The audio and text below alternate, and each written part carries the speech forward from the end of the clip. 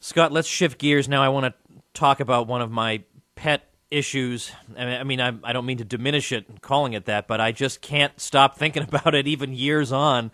How horrified I was as it was happening, how awful it was, how stupid it was, how evil it was, how premeditated it was. The Iraq invasion of 2003. And I want to just run by you sort of the typical arguments that you would have come across on the internet from some schmo who doesn't know he's being snowed by his government, who just repeats their stupid talking points. And I want to run those talking points by you, and I want you to smash them to smithereens. You ready? Sure. All right, here we go. The most obvious one would be, well, you know what? We'll leave out the weapons of mass destruction thing, because some of them later admitted that was a hoax. They admitted, okay, there were no weapons of mass destruction. Although, but wait, hold on. You know what? No, let's start with that, because some people say, well, you know what? There were weapons of mass destruction, but we just telegraphed our invasion for so long that gave him time to tuck them away somewhere. Now, only an idiot would think he had nuclear weapons. Nobody thinks that. But he had some chemical weapons, which obviously would never have been used on Americans anyway.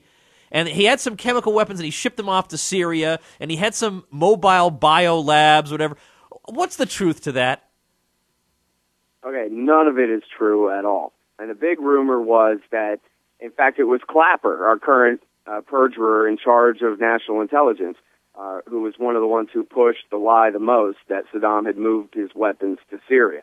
Well, that's just not true. In fact, they're in the process, all the international inspectors from the Chemical Weapons Division at the UN there are in the process of moving all of Syria's chemical weapons out of the country. And I haven't heard one squeak from them talking about, hey, this is Iraqi stuff, or anything right, like point. that. There's no evidence of that. And in fact, Condoleezza Rice, Colin Powell, George Tenet, George W. Bush, they never claimed that. It was, lower level types, right-wing talk radio propaganda, Weekly Standard, National Review crap. But the actual official position of the government is not that happened. The official position of the government is the Dualfor report, which concedes the absolute fact that Iraq manufactured no chemical or biological weapons of any kind after 1991.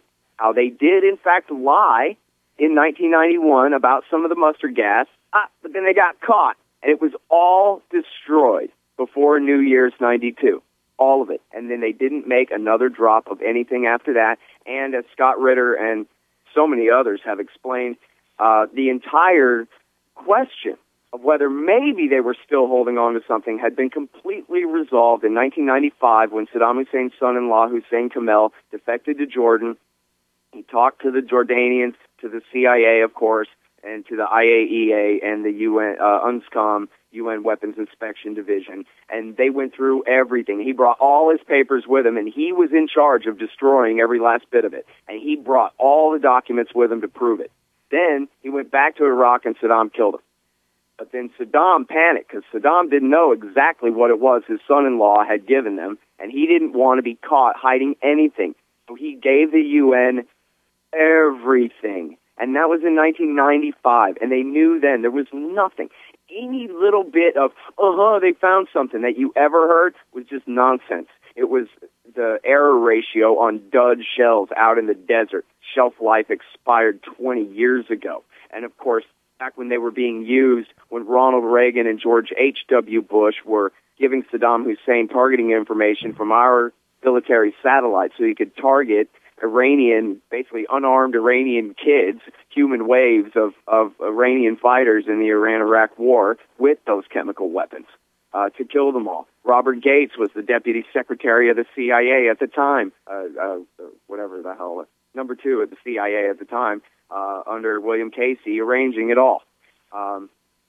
So that's the chemical weapons. The Fox News headline, if you go back and look, when the Dualfor report came out, the Fox News headline is, official conclusion, no Iraq chemical weapons made, or WMD made, after 1991. Even Fox News had to concede. It just wasn't true. Which brings up the question, but what about all that stuff they said for a year when they said, we want a regime change and we're about to tell you lies for a year straight until you let us do it, okay? And then they commence with the lies. The aluminum tubes, the mobile biological weapons labs, the warehouses full of sarin and anthrax and VX, and whatever other gases and all the rest of it, the supposed attempt to import uranium from Niger and all that. It was all lies, Tom. They were lying. Now, to a certain degree, perhaps, I guess they say that some CIA analysts just really thought he must have something, but they had no evidence of it.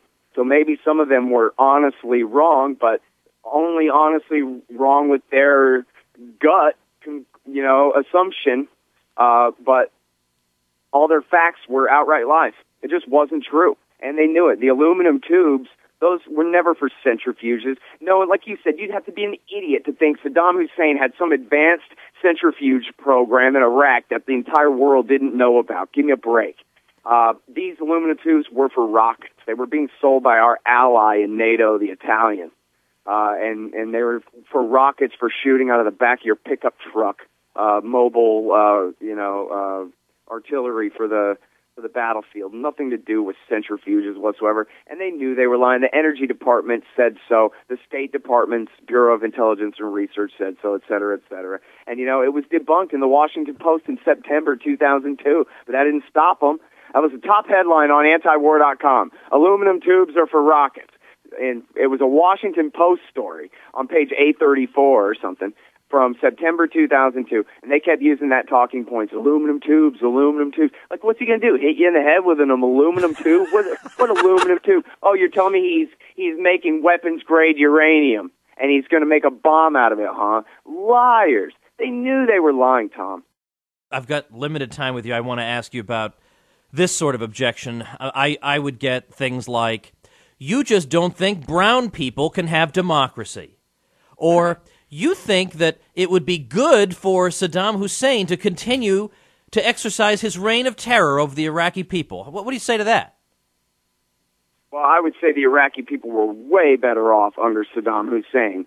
Not to a man, but let's see, 1 million of them have died. He never killed 1 million of his own people, but the Americans invaded and oversaw a civil war that killed 1 million of his own people because they installed democracy, where they gave majority rule, the majority that had been on the outs all along. And so then that required waging an 8-year war on their behalf to sectarianly cleanse the capital city of Sunni Arabs and give it to the Shiites. First time the Shiites have controlled an Arab capital city in 1,000 years, and already leading to massive consequences, like Israel insisting America has to work to weaken Assad, the other part of the Shiite crescent of Iranian power in the region. We can't reinvade Iraq and reinstall the Sunnis now, can we, Tom? So second best, now we got to take Syria down a peg. So now we're supporting Al-Qaeda in Iraq in their war against the Shiite Baathists in Syria, and on it goes. And Maliki tortures people to death all day, every day, just like the Americans did when they ruled Iraq, and just like Saddam did when he ruled Iraq before them. And which, by the way, everybody knows the Republicans were the ones who brought Saddam Hussein back from leaning pro-Soviet toward leaning towards America so that they could back him in his war that killed 1 million people against Iran in the 1980s to contain the blowback from our evil fascist sock puppet dictatorship our government had installed there.